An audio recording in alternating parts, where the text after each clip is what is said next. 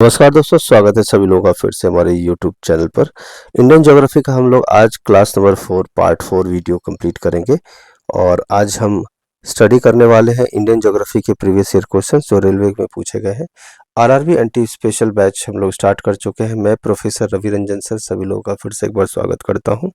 तो चलिए आज स्टार्ट करते हैं पार्ट 4 वीडियो, जिसके अंदर हम क्वेश्चन नंबर 300 से लेकर के 400 तक करेंगे। ठीक है, तो चलिए स्टार्ट करते हैं। हमारा पहला question 301।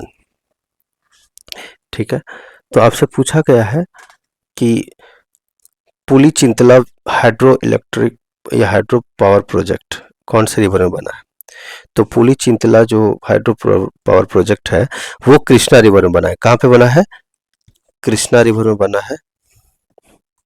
Next, in which state is the Bansagar dam located. तो बाणसागर डैम कहाँ पे सिचुएटेड है? तो बाणसागर जो है वो है आपका मध्य प्रदेश में। अलमाटी डैम, अलमाटी डैम या अलमाटी डैम जो है वो किस में है? कृष्णा रिवर में। Almaty dam hydro project is involve which river? Krishna river, अभी हमने बताया था कृष्णा रिवर में है अलमाटी डैम।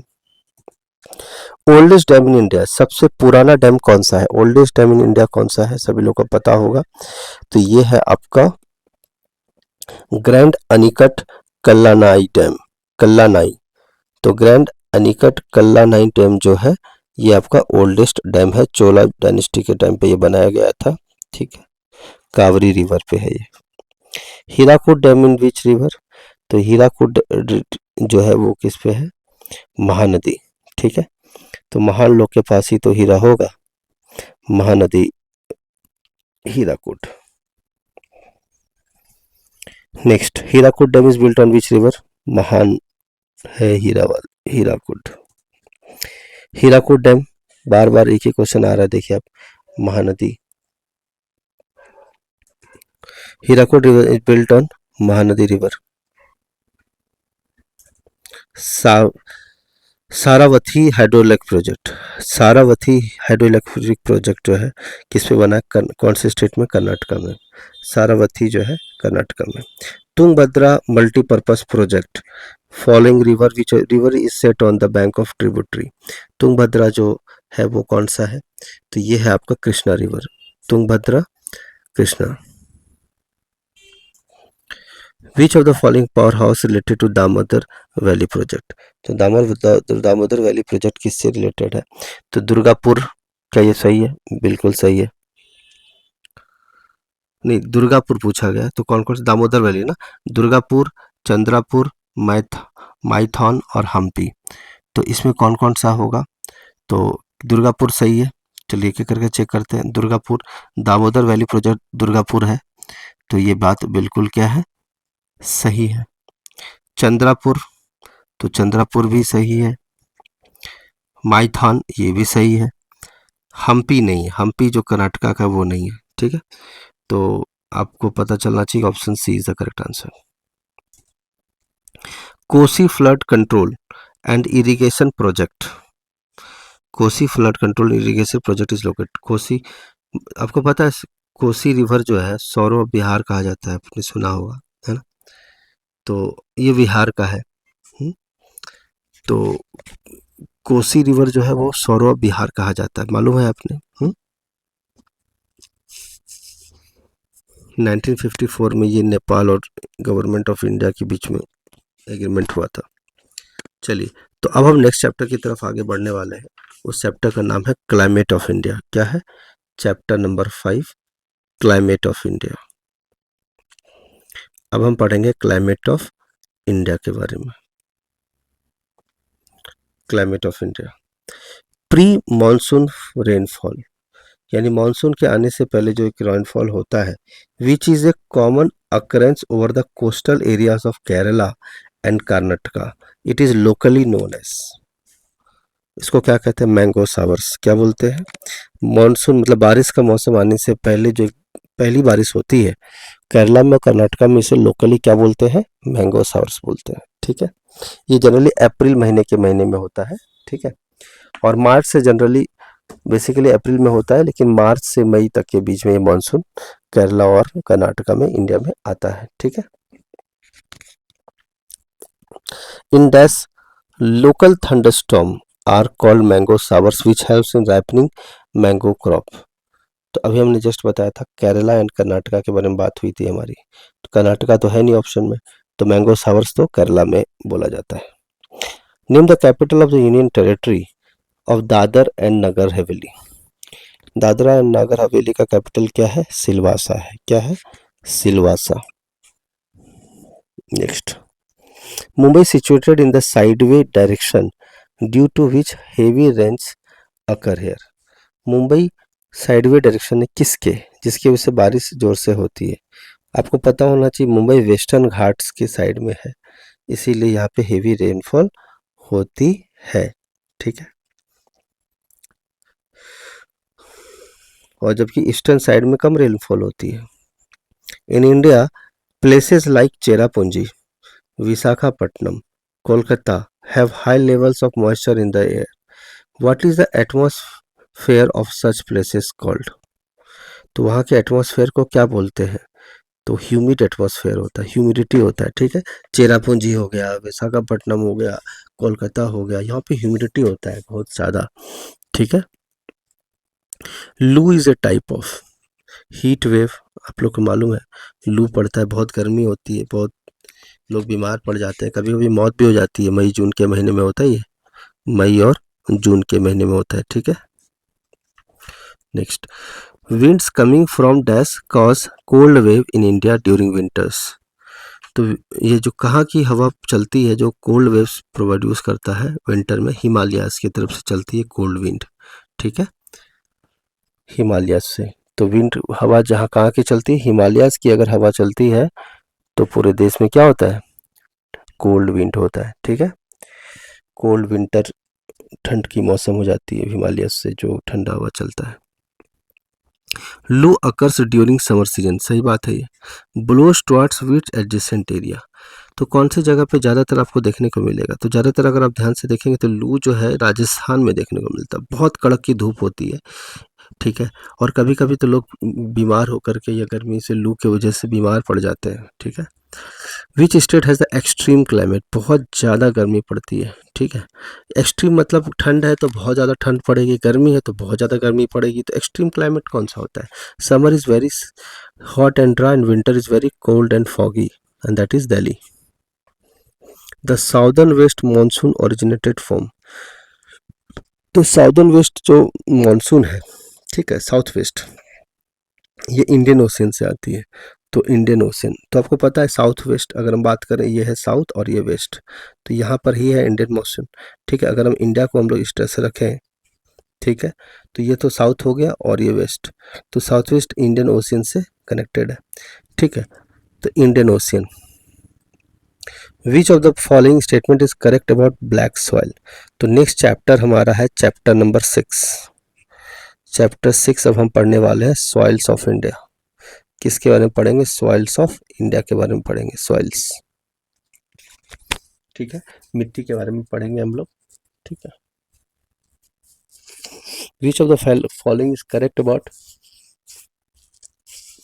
Black soil? तो ब्लैक सॉइल के बारे में क्या है? It is the least fertile of soil types, all soil types, ऐसी बात नहीं है, ये फर्टाइल होता है।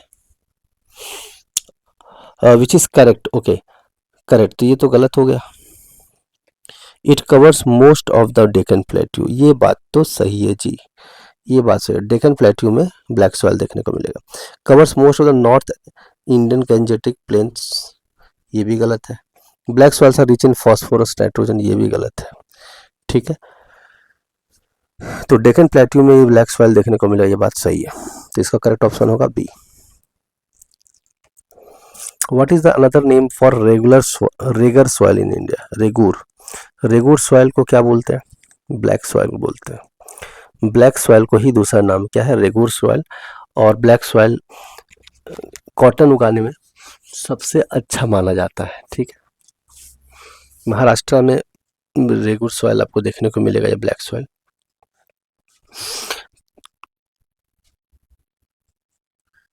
Next question, what is called black cotton soil? तो जैसा कि हमने बताया ब्लैक कॉटन सॉइल की बात हो तो रेगूर सॉइल हो गया। ठीक है, रेगुर सॉइल जो है हमारा, ब्लैक रेगर भी बोल सकते हो आप, रेगुर भी बोल सकते हो, black cotton soil. In India cotton crop is mainly grown in, तो कॉटन क्रॉप किसमें होता है? ब्लैक सॉइल में। The dash soil is also called as regur soil, तो ब्लैक सॉइल समझ में आ गया होगा आपको। Black soil is also called as regur soil, फिर से ये क्वेश्चन रिपीट हुआ है। मतलब सोचिए कितना इंपॉर्टेंट क्वेश्चन है ना। Regur soil is also called as black soil. When we travel across the country side, अगर हम ट्रेवल करते हैं कंट्री साइड में, we see red soils in many regions, what is the reason of its colour? तो बहुत, अगर आप country side आप जाएंगे तो आपको देखने को मिलेगा कि रेड सॉइल देखने को। तो आखिर रेड क्यों होता है? ये सॉइल जो है, जो मिट्टी है, वो रेड क्यों होता है? तो रेड होता है, देखिए आयरन भी रेड होता है, मालूम है आपका, ठीक है। तो आयरन का फेरिक ऑक्साइड्स है ना, एबंडेंस ऑफ फेरिक ऑक्साइड्स की वजह से ये रेड सॉइल होता है। In which soil does cotton grow best? तो रेगुर सॉइल या ब्लैक सॉइल, ठीक है। Most suitable cash crop for black soil is, तो cotton, cotton is best for black soil. Which soil is well known for the capacity to hold moisture? तो moisture को hold करके रखता है कौन सा सॉइल मैक्सिमम? तो मैक्स, तो आपको पता होना चाहिए मॉइस्चर को होल्ड करने वाला ब्लैक सॉइल है। कौन सा सॉइल है? Black soil. और ब्लैक सॉइल का ही दूसरा नाम क्या है? रेगुर सॉइल। क्या नाम है? रेगुर सॉइल, ठीक है। चलिए black soil is predominantly found in which one of the following state? जैसा कि मैंने आपको बताया अभी कि महाराष्ट्र में बहुत सारे कॉटन मिल्स भी हैं, और जिस होने का वजह यही है कि ब्लैक सॉइल आपको जो है महाराष्ट्र में देखने को मिलेगा। Laterite soil develops in the area of, laterite soil जो है टेम्परेचर हाई होगा और हेवी रेनफॉल होगा, तभी जो है लेटेराइट सॉइल जो है देखने को मिलेगा। इसके अंदर अल्मोनियम आयरन दोनों चीज़ देखने को मिलता है।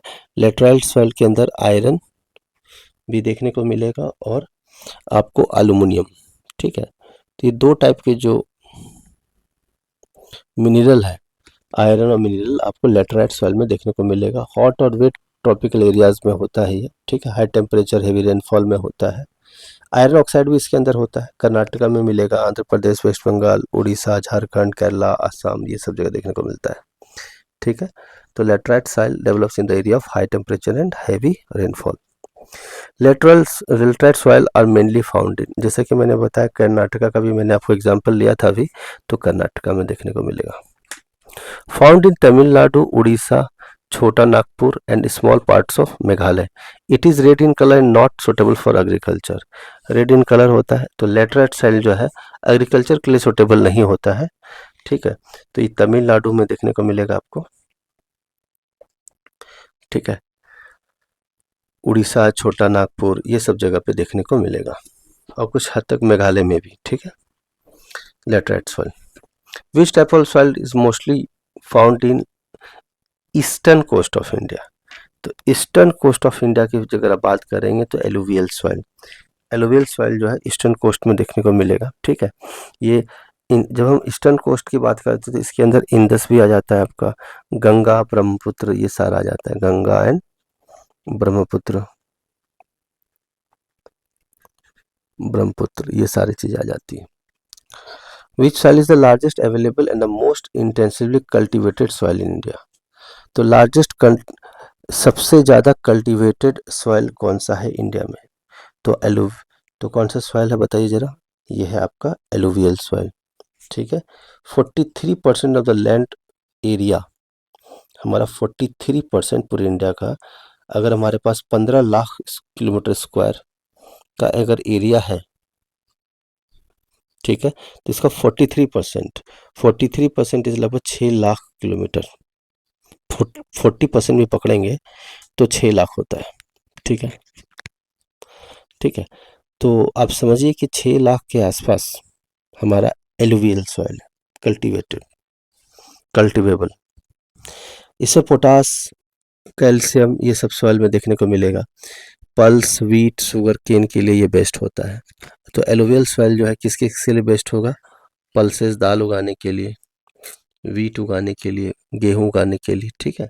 उसके बाद शुगर केन के लिए भी ये बेस्ट सॉइल माना जाता है, alluvial soil. Plain area of Ganga is covered by, तो plain area of Ganga is for alluvial soil, ठीक है। वीट, मेज, ऑयल सीड्स, पल्सेस, पोटैटोज, ये सब जो है देखने को मिलेगा नॉर्दर्न प्लेन में, ठीक है। कौन सा प्लेन में, ये ध्यान रखिएगा, northern plain.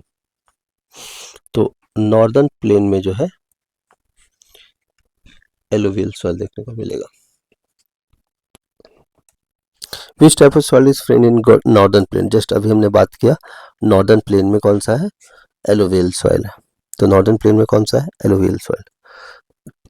कारेवा is a type of soil या silt, it is found in, तो कारेवा कहाँ पे देखने को मिलेगा, तो कारेवा जो सॉइल है वो जम्मू कश्मीर में देखने को मिलेगा। Karewa, karewa soil is in Jammu Kashmir. इसके अंदर ग्लेशियर, स्नोफ्लेक्स, ये सब देखने को मिलेगा, पीर पंजल रेंज में देखने को मिलेगा, पीर पंजल रेंज में। Old alluvial soil, old alluvial soil को हम क्या नाम से पुकारते हैं, तो ओल्ड एलुवियल सॉइल को हम बांगर के नाम से भी पुकारते हैं, ठीक है, बांगर। सैंड पिबल्स बांगर सॉइल में, ठीक है। हायर सरफेस पे ये देखने को मिलेगा आपको। Which is the fragrance of soil generated immediately after the rains, तो जो सॉइल जनरेटेड जो खुशबू होती है ना, मिट्टी से जो खुशबू आती है बारिश होने के बाद, उस खुशबू को क्या बोलते हैं, तो अगर आपको पता होना चाहिए कि उस खुशबू को क्या बोलते हैं, पेट्रिकॉर। तो एरोमा, जो एरोमा जो खुशबू आती है उसको हम क्या बोलते हैं, मिट्टी से आने वाली खुशबू को पेट्रिकॉर बोलते हैं, क्या बोलते हैं, पेट्रिकॉर, ठीक है। पेट्रीचॉर भी बोल सकते हैं, पेट्रिकॉर भी बोल सकते हैं, जो आपको ठीक लगे। What is the term used for to refer to the study of soil, soil को स्टडी करने के लिए हम कौन सा कंसेप्ट यूज करते हैं, पेडोलॉजी, क्या बोलते हैं, pedology is the term to study of soil. तो study of soil is called pedology. से ब्लैक सॉइल है, एलुवियल सॉइल है, लेटराइट सॉइल है, तो ये सारी सॉइल्स के बारे में हम पढ़ते हैं, तो इसको हम क्या बोलते हैं, सॉइल को स्टडी करने को हम क्या बोलते हैं, पेडोलॉजी बोलते हैं, क्या बोलते हैं, pedology. Most of the dash are formed by sand and silt deposited by rivers and sea waves. Sand और सिल्ट जो रिवर्स या सी वेव से जो डिपॉजिट होने की वजह से होता है उसे हम क्या बोलते हैं, तो कौन से रिवर होता है, सैंड और रिवर सी वेव से होता है, ये एलुवियल सॉइल होता है।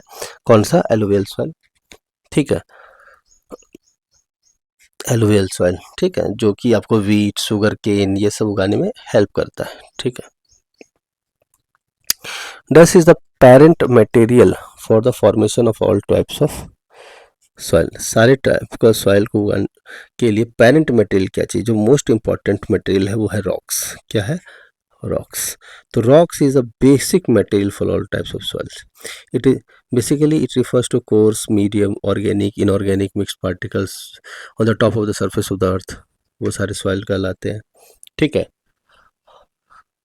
रॉक कब मिलता है, जब सॉइल टॉप सरफेस से बाहर आ जाता है। What is the reason for the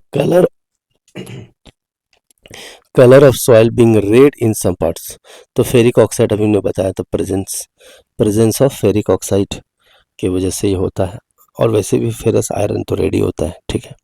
which of the following is least porous, least porous कौन सा है, ठीक है, तो आपको पता होना चाहिए क्ले सॉइल जो होता है, क्ले सॉइल जो है वो लीस्ट पोरस है, सबसे कम होता है, ठीक है। और इसका सॉइल जो साइज है वो बिल्कुल, अगर आप ध्यान से देखेंगे तो 0.002 मिलीमीटर, सोचिए कितना छोटा साइज है इसका, least porous clay soil. It is difficult to cultivate red soil, red soil में कल्टीवेशन डिफिकल्ट है, क्यों, इसलिए हो जाता है क्योंकि इसका जो वाटर होल्डिंग कैपेसिटी है ना बहुत कम होती है, ठीक है। तो कल्टीवेट रेड सॉइल में कल्टीवेट करना बहुत डिफिकल्ट है।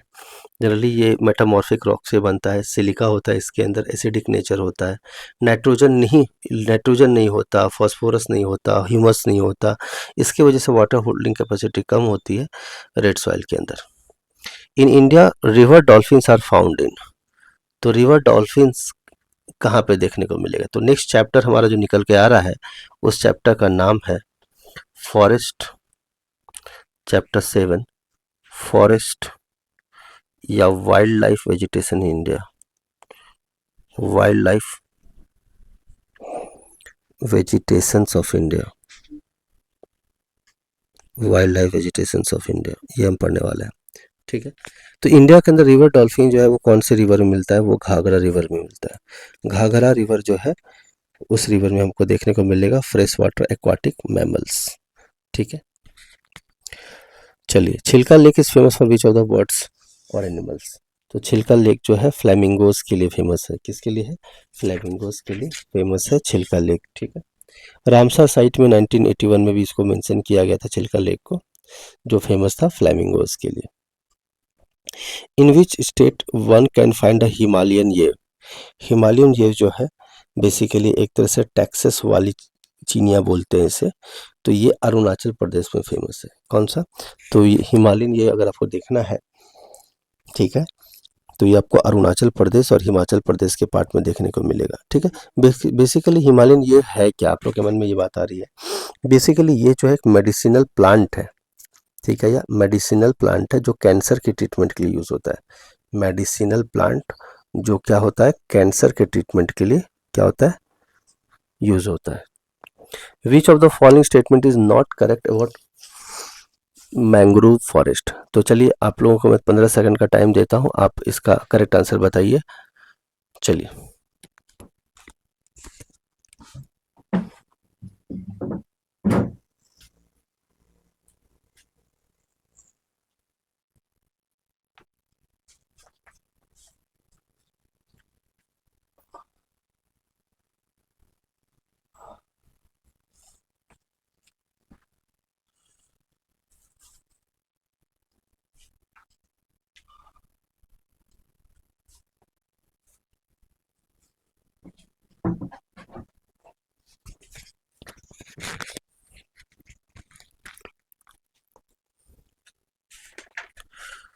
चलिए, तो बताइए इसका करेक्ट आंसर क्या होगा? मैंग्रोव फॉरेस्ट से रिलेटेड कौन सा स्टेटमेंट करेक्ट नहीं है या रॉन्ग है? ठीक है, चलिए, तो आपको मैं बता दूं, mangrove are salt tolerate plants, सही बात है। ठीक है, they cannot withstand freezing temperatures, ये भी बात सही है। Mangrove forest stabilise the coast line reducing erosion, ये भी सही है। Mangrove trees grows in areas with oxygen rich soil, ये गलत हो गया भाई, ये स्टेटमेंट गलत हो गया। ठीक है, तो ये ऑक्सीजन रिच नहीं होता है। ठीक है, तो D is the correct answer. Which of the following animal species is special to the Western Ghats? तो वेस्टर्न घाट्स में सबसे ज़्यादा पॉपुलर कौन सा होता है एनिमल स्पीसीज? वो है नीलगिरी ताहर। नीलगिरी ताहर एक वाइल्ड एनिमल है जो नीलगिरी माउंटेन्स में देखने को मिलेगा आपको। ठीक है, तमिलनाडु और केरला में। कहाँ पे? तमिलनाडु एंड केरला में Nilgiri mountains. Lion tailed macaque, macaque, तो लायन टेल्ड मकाक जो है वो कहाँ देखने को मिलेगा आपको? तो ये आपको वेस्टर्न घाट्स में देखने को मिलेगा। कहाँ पे? वेस्टर्न घाट्स में देखने को मिलेगा लायन टेल्ड मसाक या मकाकियो, वो वेस्टर्न घाट्स में आपको देखने को मिलेगा। How many biogeographical zones are located in India? तो बायोजोग्राफिकल कितने जोन्स है इंडिया में? तो 10 है। बायोजोग्राफिकल जोन्स कितने हैं इंडिया में? तो 10 है। Which of the following plantations help in the prevention of soil erosion in desert? तो कौन सा प्लांटेशन है जो सॉइल इरोजन डेजर्ट में जो होता है उसको बचाने के लिए काम करता है? तो आपको पता होना चाहिए शेल्टर बेल्ट्स। तो शेल्टर बेल्ट जो वो ट्रीज होते हैं जो सॉइल इरोजन होने में क्या होता है? मदद करता है। सॉइल इरोजन ना हो उसके लिए क्या हो? हेल्प करता है। ठीक है, तो विंड का स्पीड को ये कम कर देता है। क्रॉप डैमेज को 80% तक जो है आपको स्पीड को 60 to 80% तक कम कर देता है। ठीक है, और मिट्टी को पकड़ के रखता है, क्रॉप डैमेज नहीं होता। शेल्टर बेल्ट्स बोलते हैं इसको, क्या बोलते हैं? तो शेल्टर बेल्ट्स वाले जो प्लांटेशंस हैं वो सॉइल इरोजन में हेल्प करते हैं। Sundarbans in West Bengal is an example of. तो सुंदरबन जो वेस्ट बंगाल में है वो किस चीज़ का एग्जांपल है? तो आपको पता होना चाहिए मैंग्रोव फॉरेस्ट के लिए क्या है, फेमस है, ठीक है। मेघना रिवर जो है बे बंगाल में जाता है, ठीक है। वर्ल्ड हेरिटेज साइट का भी इसको उपाधि मिला था सुंदरबन को, वो 1987 में मिला था। कब मिला था? 1987 में। मैंग्रोव फॉरेस्ट के लिए ये फेमस है। What type of forest are found in the Sundarban delta? तो अभी हमने बात किया था मैंग्रोव, ठीक है। मैंग्रोव फॉरेस्ट के लिए सुंदरबन डेल्टा जो फेमस है। नेक्स्ट है तुंद्रा वेजिटेशन। तुंद्रा वेजिटेशन कहाँ पे आपको देखने को मिलेगा? तो तुंद्रा वेजिटेशन जो है आपका हिमालयन रीजन में फेमस है। कहाँ पे है? हिमालयन रीजन जो है वहाँ पे तुंद्रा वेजिटेशन देखने को मिलेगा, ठीक है। ये जो है हायर एल्टीट्यूड पे देखने को मिलता है तुंद्रा जो है, ठीक है। हाँ, कोल्ड वेव हो या लेस सनलाइट हो, यहाँ पर देख कोई ऐतराज की बात नहीं है। ग्रासेस होते हैं, स्लेजेस होते हैं, थ्राइव्स होते हैं, तो ये सारी चीज़ें तुंद्रा वेजिटेशन हाई एल्टीट्यूड पे होता है हिमालयन रीजन में। विच of the following endemic species is not found in western Ghats? तो वेस्टर्न घाट में कौन सा देखने को नहीं मिलता है? तो आपको पता होना चाहिए कौन कौन सा देखने को मिलता है। बिल्कुल, नीलगिरी देखने को मिलेगा, ब्राउन पाम कीवेट भी देखने को मिलेगा, लेकिन हिस्पिड हेयर जो है देखने को नहीं मिलेगा। नीलगिरी ताहरी ये भी देखने को मिलेगा।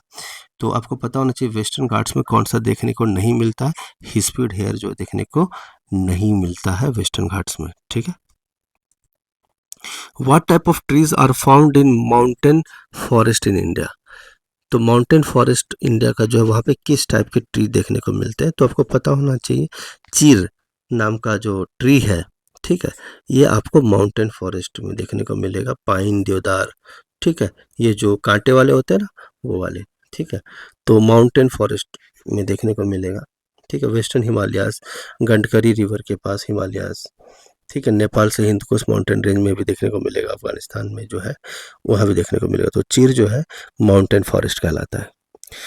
Where are mangrove forest found? Mangrove forest Sundarban Sundarban के बारे में तो हम ऑलरेडी जान चुके हैं, ठीक है। अब आपको एक बात और जानना चाहिए कि मैंग्रोव फॉरेस्ट जो है वो टाइडल अफेक्टेड एरियाज में देखने को मिलेगा। कहाँ पर देखने को मिलेगा? टाइडल अफेक्टेड एरियाज में, जैसे सुंदरबन है, बे ऑफ बंगाल, ठीक है। तो ये टाइडल अफेक्टेड जो एरियाज है वहाँ पे देखने को मिलेगा। Which one of the following state is famous for is sandalwood? Sandalwood के लिए कौन सा स्टेट बहुत इंपॉर्टेंट? आपको सैंडलवुड मालूम है, बहुत खुशबूदार होती है ये लकड़ी, ठीक है। तो आपको बताना है कि ये सैंडलवुड कर्नाटका में देखने को मिलेगा। कहाँ पे? कर्नाटका में देखने को मिलेगा। Highest position production of sandalwood जो है कर्नाटका में देखने को मिलता है। इकोनॉमिक सिग्निफिकेंस के लिए भी, ठीक है, कर्नाटका में देखने को मिलता है, और कुछ अदर पार्ट्स में भी देखने को मिलते हैं, बट हाँ कर्नाटका में मेजर चंक देखने को मिलेगा सैंडलवुड। नेक्स्ट, गिर। गिर इज गुजरात, राइट? गिर dry deciduous forest is found इन गुजरात, ठीक है।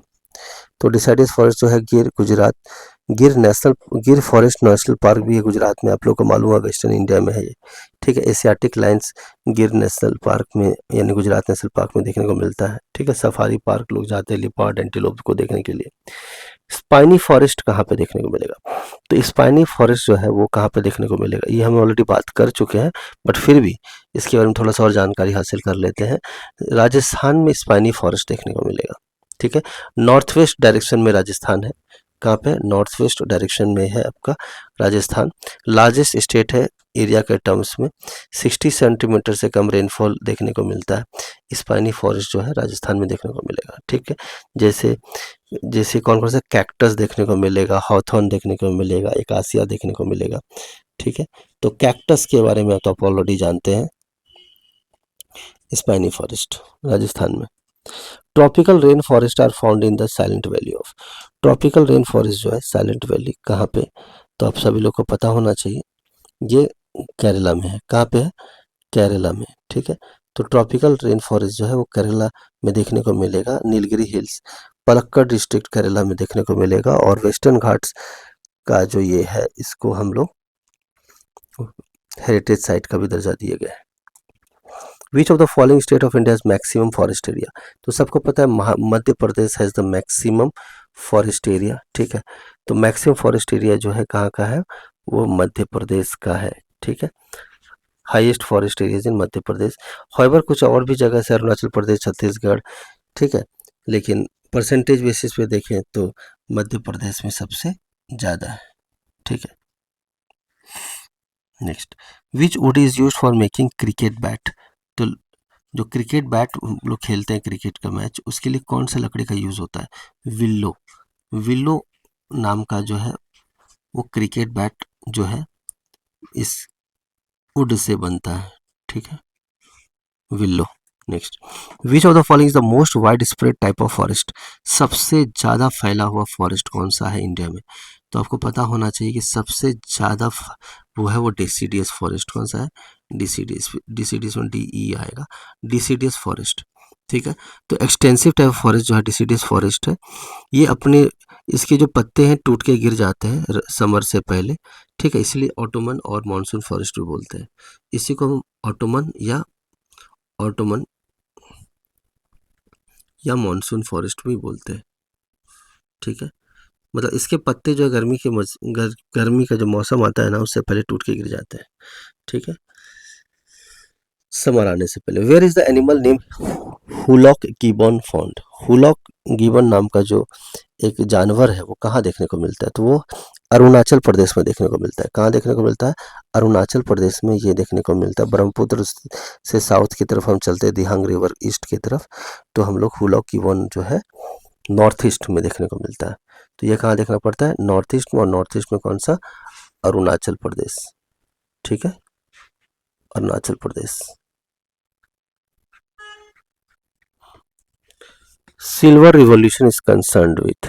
तो चलिए अब हमारा नेक्स्ट चैप्टर आ चुका है। नेक्स्ट चैप्टर है चैप्टर नंबर 8, जिसका नाम है agriculture and animal husbandry. Agriculture and animal husbandry. Agriculture and animal husbandry, ठीक है। तो silver revolution is related with egg, ठीक है, एग से रिलेटेड है। कौन सा? अच्छा, वाइट मिल्क के लिए कौन सा है? White revolution. कौन सा रिवॉल्यूशन? वाइट रिवॉल्यूशन, ठीक है। सिल्वर रिवॉल्यूशन किस चीज से रिलेटेड है? एग से, ठीक है। और agriculture is related to green revolution, ठीक है। Green revolution is related to what? Agriculture. तो एग के लिए कौन सा है? Silver revolution. रायतू बंधु स्कीम बहुत फेमस रहा था एक टाइम पे। और रायतू बंधु स्कीम कौन से स्टेट का है? तेलंगाना का। रायतू बंधु स्कीम जो है 10 मई 2018 की बात है। 10 मई 2018 रायतू बंधु स्कीम लॉन्च किया गया था। इसमें क्या हुआ था? 5,000 पर एकड़ जो है, इसके अंदर क्या हुआ था? इसके अंदर 5,000 रुपये पर एकड़ जिसके पास ज़मीन है वो फार्मर्स को दिया जाएगा, ठीक है। सपोर्ट, इन्वेस्टमेंट सपोर्ट दिया जाएगा क्रॉपिंग सीजन से पहले, ठीक है। इसमें क्या फर्टिलाइजर हो गया, क्रॉपिंग सीजन में जो सपोर्ट चाहिए फार्मर को वो सब देने के लिए रायतू बंधु जो है प्रोजेक्ट या स्कीम लॉन्च किया गया था तेलंगाना गवर्नमेंट के द्वारा, ठीक है। Name the underground water channels developed during ancient times in which water drains using gravity via a slope for the purpose of irrigation। क्या बात है, बहुत बढ़िया बात। तो अंडरग्राउंड वाटर चैनल बनाया गया था जिसमें कि वाटर ड्रेन ग्रेविटी का यूज़ करके जो है इरिगेशन का पर्पस के लिए यूज़ किया था। आपको बताना है कि कौन सा अंडरग्राउंड वाटर चैनल है। तो ये है आपका कनट्स। इसको कानट्स बोलते हैं। क्या बोलते हैं? कानट्स। या इसी का दूसरा नाम कारिज भी था। क्या था? कारिज, KARIZ, कारिज, ठीक है। तो अंडरग्राउंड वाटर चैनल जो है एंशिएंट टाइम में जिसमें वाटर ड्रेन ग्रेविटी का स्लोप के लिए इरिगेशन पर्पस के लिए यूज़ किया गया था, उसका नाम क्या था? कारिज। Which of the following areas in our country has the highest demand and consumption of water? ठीक है, highest demand and consumption of water का जरूरत कौन से एरिया में पड़ती है, कौन सा सेक्टर में पड़ता है? तो आपको पता होना चाहिए ये एग्रीकल्चर सेक्टर में सबसे ज़्यादा पानी की ज़रूरत पड़ती है, क्योंकि क्रॉप को फ्रेश वाटर की ज़रूरत पड़ती है इंडिया को, मतलब इन क्रॉप में वाटर की ज़रूरत पड़ती है एग्रीकल्चर सेक्टर में। 90% ऑफ अवेलेबल फ्रेश वाटर जो है एग्रीकल्चर पर्पज़ के लिए यूज़ किया जाता है। बाकी आपको पता होगा एक इंटरेस्टिंग बात कि कुकिंग के लिए, ड्रिंकिंग के लिए, बाथिंग के लिए, वॉशिंग क्लॉथ्स के लिए सिर्फ 4% वाटर यूज़ होता है, फ्रेश वाटर जो रेनफॉल होता है। बाकी जो 90% है ना, वो एग्रीकल्चर के लिए ही यूज़ होता है। बहुत इंपॉर्टेंट फैक्ट है और इंटरेस्टिंग फैक्ट भी है ना। चलिए नेक्स्ट आगे बात करते हैं। Dash is the process by which farmers grow trees on their land for commercial and non commercial purpose. तो आपको बताना है कि फार्मर जो है लैंड के ऊपर ट्रीज उगाते हैं, कमर्शियल पर्पस के लिए हो या नॉन कमर्शियल पर्पस के लिए। तो आपको बताना है कि वो कौन सा कॉन्सेप्ट है जिसमें कि ये काम होता है। तो ये पता होना चाहिए, ये होता है एग्रो फॉरेस्ट्री। कौन सा कंसेप्ट है? एग्रो फॉरेस्ट्री का कंसेप्ट है ये, ठीक है, जिसके अंदर ट्रीज को लैंड पे भी उगाते हैं, किसके लिए? कमर्शियल पर्पस के लिए भी और नॉन कमर्शियल पर्पस के लिए भी, ठीक है। तो नॉन कमर्शियल हो गया एनवायरमेंट प्रोटेक्शन, और कमर्शियल मतलब तो आप जानते ही हैं, ठीक है, एग्रो फॉरेस्ट्री बोलते हैं इसे, ठीक है। Next, which economic revolution India M S Swaminathan is associated. बहुत इंपॉर्टेंट क्वेश्चन है। एम एस स्वामीनाथन जो है वो किस चीज से एसोसिएटेड थे? तो मतलब उनका एग्रीकल्चर में इतना बढ़िया जो है क्या बोलते हैं कंट्रीब्यूशन रहा था एम एस स्वामीनाथन का एग्रीकल्चर। तो एग्रीकल्चर इज रिलेटेड टू क्या? ग्रीन रिवॉल्यूशन, ठीक है। तो एम एस एग्रीकल्चर एग्रीकल्चर में जो है एम एस स्वामीनाथन का बहुत इंपॉर्टेंट रोल था एग्रीकल्चर का, ठीक है। आई होप सब लोग को समझ में आ रहा है। चलिए next, what do you call the process of erosion due to the action of snow. Snow की वजह से जो होता है ना इरोजन, उसको हम क्या बोलते हैं? ये आपको बताना है। स्नो की वजह से जो होता है उसको क्या बोलते हैं? मोरैन फॉर्मेशन। क्या बोलते हैं इसको? मोरैन फॉर्मेशन बोलते हैं, ठीक है। चलिए नेक्स्ट क्वेश्चन देखते हैं हम लोग, ठीक है। With which of the following is the green revolution related. तो अभी जस्ट बताया था ग्रीन रिवॉल्यूशन रिलेटेड विथ क्या? फूड एंड ग्रेन प्रोडक्शन, ठीक है। एग्रीकल्चर, एग्रीकल्चर से रिलेटेड है ये। In India the credit of successfully executing the green revolution goes to M S Swaminathan. अभी हमने जस्ट बात किया था M S Swaminathan. Which of the following is a drought tolerant crop. मतलब सूखा भी पड़ गया ना तो बर्दाश्त कर लेगा वो। कौन सा ऐसा क्रॉप है? कितना भी सूखा पड़ जाए। मिलेट, है ना। मिलेट जो फूड होता है ना, कितना भी सूखा पड़ जाए कोई टेंशन नहीं। मिलेट जो क्रॉप है वो सूखा को भी बर्दाश्त कर सकता है और जिंदा रह सकता है। बहुत बढ़िया। राइस, शुगर केन, जूट तो बर्बाद हो जाएगा, लेकिन मिलेट ना, ठीक है। तो कुछ स्टेपल फूड्स भी होते हैं, जैसे कैसेवा हो गया, सोरगम हो गया, स्वीट पोटैटो हो गया, पर्ल मिलेट हो गया, कॉपिए हो गया, ग्राउंडनट हो गया। ये टॉलरेंट मतलब जो है ना, पर्ल मिलेट हो गया, ग्राउंडनट हो गया, तो ये सब जो है ना सूखा को भी बर्दाश्त कर सकता है, ठीक है। T and coffee fall under which category of crops in India. T और कॉफी जो है वो किस टाइप का क्रॉप कहलाता है? तो ये प्लांटेशन क्रॉप्स है। कौन सा क्रॉप्स है? प्लांटेशन क्रॉप्स, ठीक है। तो इसमें थोड़ी सी बातें मैं आपको बता दूं। कैश क्रॉप्स कौन कौन से होते हैं? तो मैं थोड़ा सा आपको बता दूं कैश क्रॉप्स कौन कौन से होते हैं। तो कैश क्रॉप्स कौन कौन से होते हैं? तो कैश क्रॉप्स कौन कौन से होते हैं? जूट होता है। एग्जाम में पूछ सकता है आपसे विच is the cash crop, which is not the cash crop. Jute होता है, कॉटन होता है, शुगर केन होता है, ये सब कैश क्रॉप्स है, ठीक है। Orange, mango, cocoa, orange cash crops है, ठीक है। मैंगो भी कैश क्रॉप है और कोकोआ भी क्या है? कोकोआ, ये भी कैश क्रॉप्स है। आई होप क्लियर हो गया। लेकिन फूड क्रॉप्स कौन कौन से? तो फूड क्रॉप्स कौन कौन से हो गया? जैसे वीट हो गया, फूड क्रॉप्स, ठीक है। उसी तरह से आपका बार्ली हो गया, फूड क्रॉप्स के अंदर आता है। पैडी हो गया, ये भी फूड क्रॉप्स है आपका, ठीक है। मेज हो गया, ये भी फूड क्रॉप्स है। अगर हम पल्सेस की बात करें तो ये भी फूड क्रॉप्स हो गया, क्लियर है, सभी लोग को पता है, समझ में आ गया। लेकिन हॉर्टिकल्चर कौन सा होगा? हॉर्टिकल्चर में बनाना हो गया, ग्रेप्स हो गया, पोटैटो हो गया, ओनियन हो गया, पोटैटो, ओनियन, है ना। फिर उसका टर्मरिक हो गया, जिंजर हो गया, टर्मरिक, जिंजर।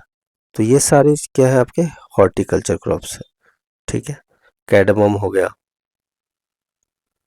कैडमन, ये सब क्या है horticulture crops. Next, which is major wheat of the rice, major wheat of the rice crop in India, ठीक है। तो आपको बताना मेजर वीट कौन सा है जो राइस क्रॉप में यूज किया जाता है, तो आपको बताना है कौन सा है। तो आपको पता होना चाहिए, इसका नाम है बार्नार्ड ग्रास। कौन सा नाम है? बार्नार्ड ग्रास, ठीक है। इसी को हम बोलते हैं इकाइनोक्लोआ क्रुसगाली, इकाइनोक्लोआ क्रुसगाली, जिसको हम बोलते हैं बार्नार्ड ग्रास, ठीक है। Next question, the dash revolution was the sudden increase in the production of edible oils, oil seeds, सबको पता है हाइब्रिड ऑयल सीड्स। तो ऑयल सीड्स तो आपको सबको पता है कि सभी लोग जानते हैं, येलो रिवॉल्यूशन को हम लोग क्या बोलते हैं? ऑयल सीड्स, ठीक है, क्लियर है। तो ब्लैक रिवॉल्यूशन पेट्रोलियम को बोलते हैं, गोल्डन बोलते हैं किसको? गोल्डन रिवॉल्यूशन किसको बोलते हैं? हॉर्टिकल्चर, हनी, फ्रूट्स को। येलो रिवॉल्यूशन ऑयल सीड्स को बोलते हैं। Brown revolution leather and cocoa को बोलते हैं। ग्रीन रिवॉल्यूशन सीरियल्स को बोलते हैं, ठीक है। सिल्वर रिवॉल्यूशन एग, पोल्ट्री को बोलते हैं। Pink revolution prawn, fish, onion, medicine को बोलते हैं। फिशरीज के लिए ब्लू रिवॉल्यूशन बोलते हैं। ग्रे रिवॉल्यूशन फर्टिलाइजर्स के लिए बोलते हैं, ठीक है। तो चलिए आगे बात करते हैं, who is the father of green revolution in India? तो सबको पता है M S Swaminathan is the father of green revolution in India, ठीक है। M S Swaminathan Indian scientist play the lead role in क्या? ग्रीन रिवॉल्यूशन, सभी लोग को पता है, ठीक है। आगे चलते हैं, ग्रे रिवॉल्यूशन फर्टिलाइजर्स के लिए भी हमने बताया था आपको, grey revolution is related to fertilisers. Which colour revolution related to leather और कोकोआ? तो लेदर और कोकोआ के लिए हम लोग ब्राउन यूज करते हैं, कौन सा? ब्राउन रिवॉल्यूशन इज ब्राउन, देखिए ब्राउन बोलते हैं ना, ब्राउन बेल्ट, ठीक है, कराटे में भी होता है, ब्राउन बेल्ट भी हम पहनते हैं ना। कोकोआ अगर हम बात करें, जो हम लोग कॉफ़ी होता है वो भी ब्राउन कलर का होता है ना। तो आप समझ सकते हैं ब्राउन रिवॉल्यूशन के लिए हम इसको यूज़ कर सकते हैं, ठीक है। Blue revolution is related to fisheries, blue fisheries क्यों बोलते हैं? क्योंकि वाटर ब्लू कलर का होता है, राइट। ब्लू है पानी, पानी आपने सुना होगा, ठीक है। तो फिशरीज जो है ब्लू रिवॉल्यूशन फिशरीज के लिए यूज़ करते हैं, ठीक है। Which colour is associated with the revolution fertilisers? अभी हमने बताया था फर्टिलाइजर्स ग्रे कलर का, कौन सा? ग्रे कलर, ठीक है। क्लियर हो रहा है सब लोगों को? Next is what is counter plugging? Important question है, अच्छा क्वेश्चन है, ध्यान रखेंगे इस चीज का। काउंटर प्लगिंग जो है, प्लॉइंग जो है किस चीज के लिए यूज करते हैं? देखिए, ploughing on sloping land along the counter lines, ये बिल्कुल सही सेंटेंस है, ठीक है, ठीक है। स्लोपिंग लैंड होना चाहिए कंट्रोल लाइंस पे, ठीक है। तो बेसिकली इसके अंदर क्या होता है? प्लांटिंग ट्रीज, है ना, जिसमें है कि हम लोग एलिवेशन पे बनाते हैं, या फिर बोल सकते हैं स्लोपिंग लैंड होता है, ठीक है। और सॉइल इरोजन को कम करने में ये हेल्प करता है। Which of the following Indian state has the highest production from viticulture? Viticulture का सबसे ज़्यादा प्रोडक्शन जो है, ठीक है, viticulture is related to grapes, right, cultivation of grapes, ठीक है, ग्रेप्स। तो ये आपका महाराष्ट्र में, कहाँ पे? महाराष्ट्र में, ठीक है। मोर देन 80%, सोच लीजिए 80% से ज़्यादा प्रोडक्शन जो है महाराष्ट्र में होता है ग्रेप्स का, अंगूर का, ठीक है। जैसे नासिक का सुना होगा आपने, महाराष्ट्र में बहुत सारी जगह पे ऑरेंज फेमस है ना, ग्रेप्स फेमस है, तो आपने सुना होगा। चलिए आगे देखते हैं, और फैंसो मैंगोज भी सुना होगा आपने, है ना। नेक्स्ट, तो white revolution is related habits origin, तो व्हाइट रिवॉल्यूशन कहाँ से स्टार्ट हुआ था?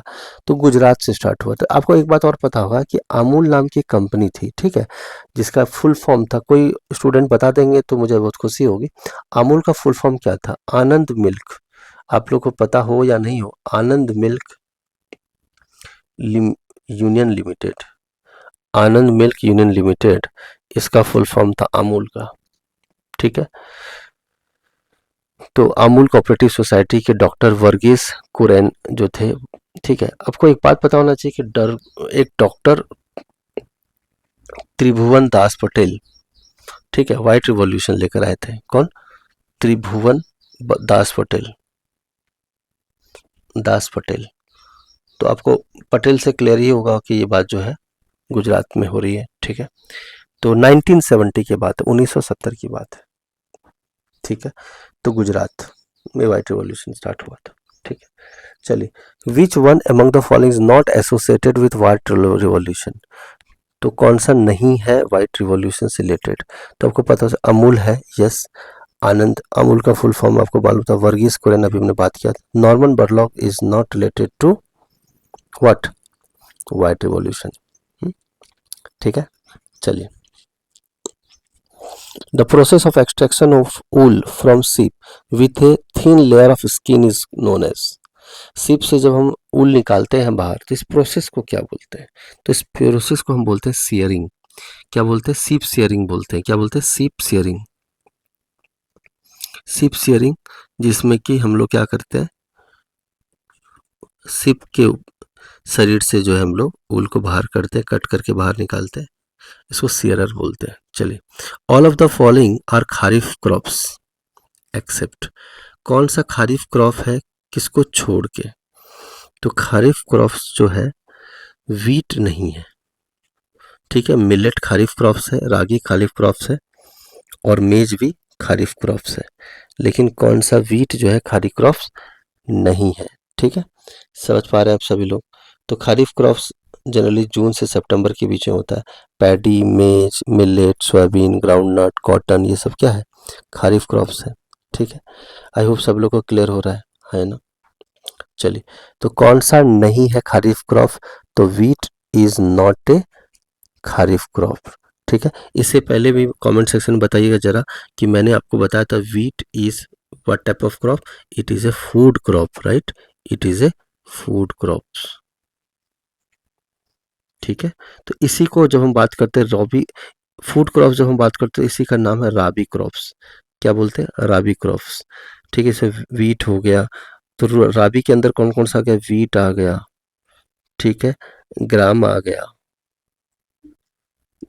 ठीक है, ग्राम चना जो होता है। पी हो गया, मस्टर्ड हो गया,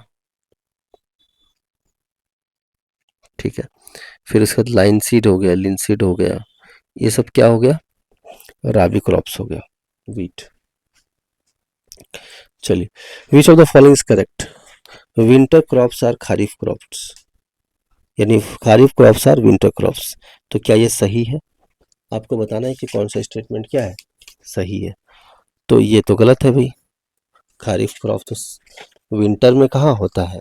खारिफ क्रॉप जनरली जून और से सितंबर के बीच में होता है। तो जून से सितंबर के बीच में होता है, तो अगर जून से सितंबर हो तो गर्मी का ही मौसम रह गया, ठीक है। तो विंटर तो होता नहीं है। Rabi crops are monsoon crops, ये भी गलत है। Wheat is a rabi crop, ये बिल्कुल सही है। अभी हमने आपको बताया था जस्ट इसके पीछे, wheat is a rabi crop, ठीक है। चलिए, mustard is a kharif crop, ये भी गलत है, ठीक है। तो खारिफ क्रॉप मस्टर्ड नहीं होता, ठीक है। तो wheat is a rabi crop is a correct answer, ठीक है। Which of the following is not a kharif crop? Not a kharif crop, तो खारिफ क्रॉप कौन सा नहीं है? तो आपको पता होना चाहिए, वीट जो है राबी क्रॉप है। कौन सा क्रॉप है? राबी क्रॉप वीट है, ठीक है। तो खारिफ क्रॉप कौन सा नहीं है?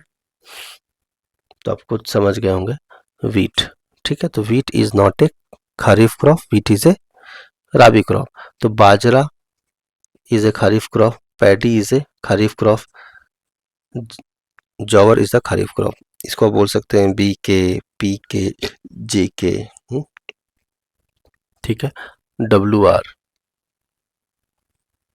Wheat is a rabi crop, jowar is a kharif crop, paddy is a kharif crop, bajra is a kharif crop. चलिए, so this is the last question of the day. Okay, we'll continue the next video, next lecture.